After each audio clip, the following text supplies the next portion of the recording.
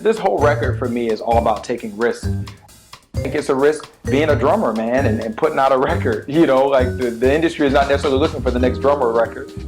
I wanted to put together a band that really inspired me in this new phase of my career and in my life. And I really wanted to put together players that both anchored me and also really excited me.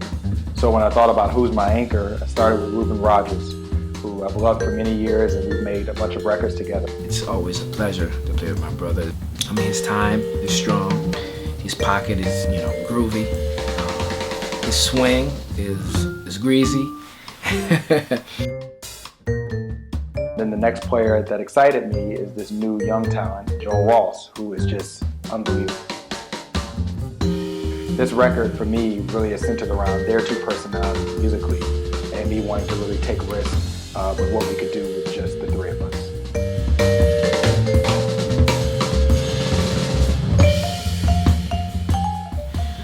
The freedom of just the trio with, even though the vibraphone can be a chordal instrument, I like to approach it as like a single line type thing, like a sax or a trumpet. So being able to do that with this band was a lot of fun.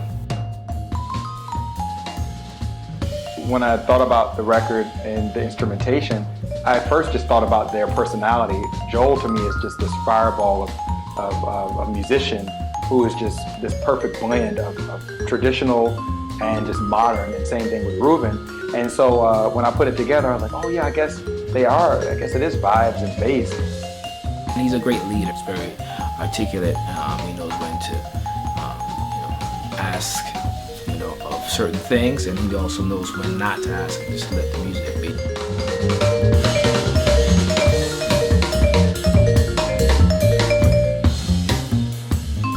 Ulysses has a lot of vision for tunes, for what he wants this project to be, what this group to be as a whole, and just the album, the vision for the album. He has vision for a lot of things, and I like how he visualizes how he wants things to be.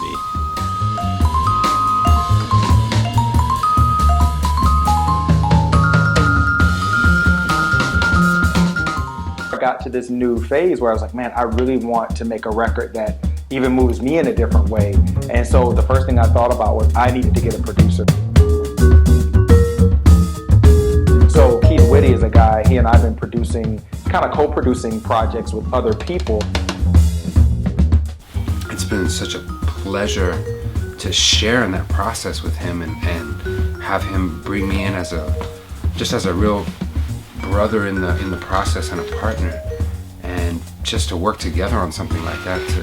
Nobody has to carry all the burden and or all the responsibility, and it's a very joyful, exponentially productive process. I've always loved his sensibility musically, and Keith is also, he's very earthy. And so when I just started talking to him about what I wanted to do, he started asking me questions that made me musically uncomfortable, but also very curious about that discomfort. It's been watching Ulysses open up his mind as a player and a band leader and a record maker. This record is being made for a Japanese record company called Spice of Life.